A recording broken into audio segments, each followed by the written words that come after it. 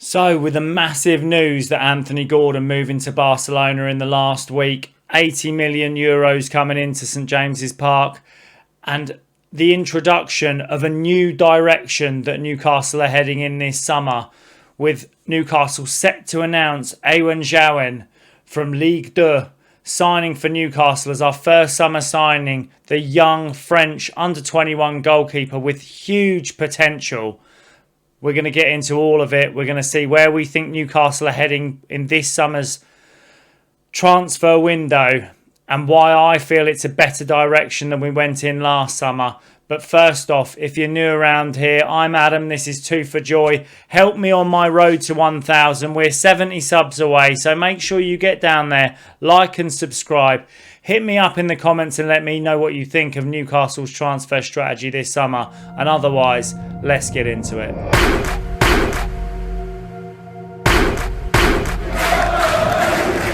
So obviously where we start is the massive news with Anthony Gordon heading to Barcelona for 80 million euros. A fantastic deal in my opinion.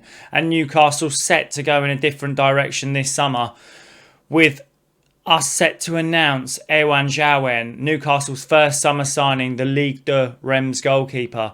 And realistically, the news is that he will be on Tyneside on Monday for a medical to try and conclude our first transfer in this window. And it's a big contrast to last summer. Obviously, spending 250 million and a spending spree on big names, on Premier League proven talent such as Johan Wissa, Nick Voltemade, Anthony Elanga, Jacob Ramsey and Malik Chow.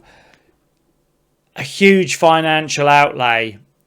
And it kind of left us in a position with an underperforming season where we felt like, why were PIF keeping Eddie at the end of the season? And when the summit meeting happened, there was a lot of displeasure. But this is where I think things changed. And I'll be honest, Eddie Howe would have walked into that summit meeting with not so many cards held so close to his chest and kind of with a vulnerability after the performances we've had this season. And this is where I think PIF have changed the strategy with the introduction of Ross Wilson's influence.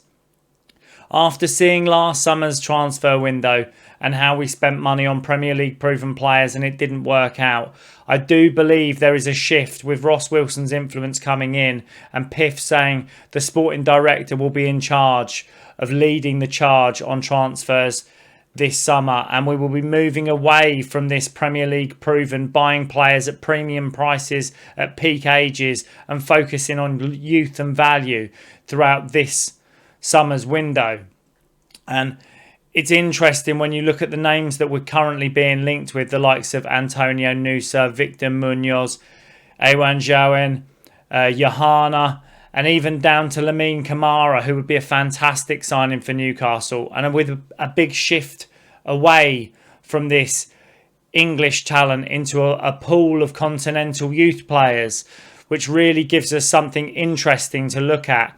And I will say, over the time that PIF have been in charge, Newcastle's continental targets have always been good. The direction we've headed in has always been strong, ambitious, just lack that ruthless edge. And where I feel this comes in is if you look at the battles we had last summer chasing like Brian Mbeumo, Cunha, Delap, Sesko, who were all targets for Big Six teams.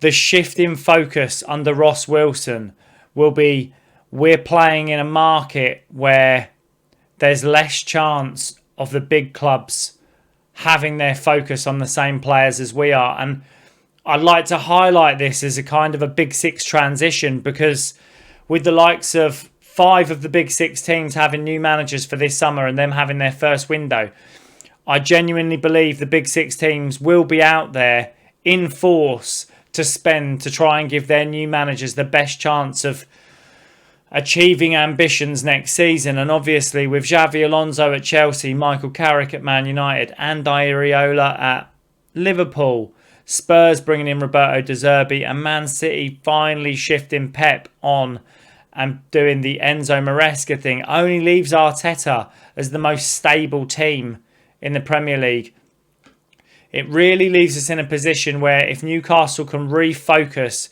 and redevelop this Newcastle squad into something that Eddie Howe can use his strengths with working on the training pitch with his one game a week, and Newcastle can kind of focus Ross Wilson's strengths into looking across the transfer field and bringing an influx of young players to rejuvenate this Newcastle side. And that's what it needs. It needs rejuvenation. It might leave us at the end of this summer window in a much better place. And really where I'd like to go with this is the strategy and control of buying players at a cheaper value with high potential should leave Newcastle in a position where this squad can grow as a whole.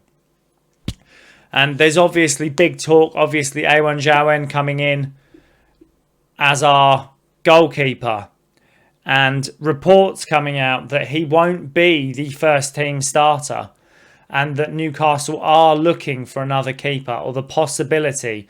They are playing with the idea of the possibility of Nick Pope being moved on. I know there are links to Ipswich Town and Leeds United for Nick Pope. And Newcastle looking to keep Ewan Jawen as the backup keeper and bring in somebody more established.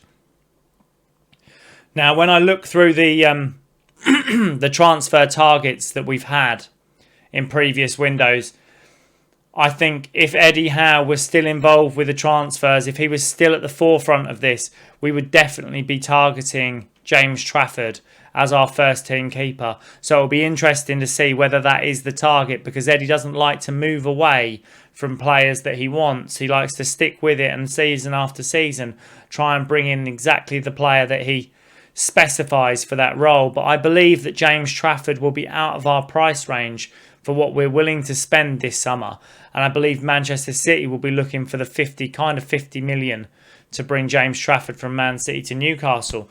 But the interesting part of the targets is that Newcastle have the ability in this window to really rejuvenate. If we can move the likes of Jacob Murphy, your Anthony Gordon, your Joe Willock, and kind of rejuvenate this back line with a new keeper and probably another two fullbacks, a right back and a left back, we could go into next season with a completely different shape.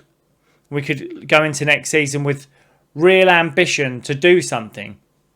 And the targets that we're going through, or the targets that we're going for, leave me in a stronger position to feel that Newcastle can actually compete in this market. The only one really who we look set to have to compete with Big Six teams for is Lamine Camara. And I know Newcastle have got a real interest in this kid. He's a fantastic centre midfielder, and I think this would be the Sandro Tonali replacement should Sandro be moved on, or should we receive the right figure. But the interesting part of this window is also the fact that while Newcastle might have had a dismal season last season, we finished 12th and it wasn't a great campaign. The links we have for Big Six sides to wanting to sign players from Newcastle leaves us in such a strong position. Obviously, Mark Goldbridge coming out and saying Man United are interested in Lewis Hall. He believes that Lewis Hall, £50 million is a decent fee. And I can completely agree. If you're a Manchester United fan, £50 million is a fantastic fee. But that's not what he's worth. And we had the same thing with Alex Isak, where Liverpool told us they'd take him for £100 million.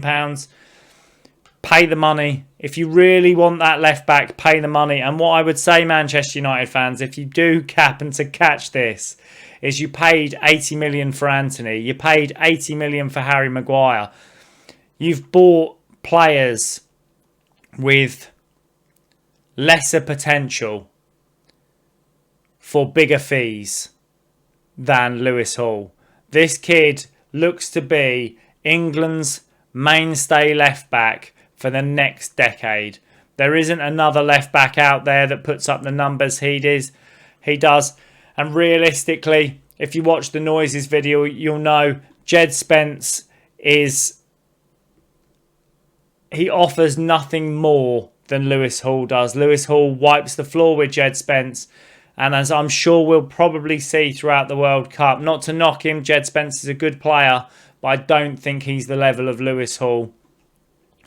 And then the same thing, Sandro Tonali being shipped around the houses. There's links for Sandro Tonali to Chelsea, to Arsenal, to Manchester United and to Man City. 4 of the big 6 interested in Sandro Tonali. And the best point of this is Newcastle aren't in a position where they need to sell. Sandro's contract still has time to run. They've set a valuation of 100 million. If somebody wants him, pay the money and we can go that way. And that will leave us in a position where I feel that Newcastle will have options this summer with moving players on and bringing the right targets in.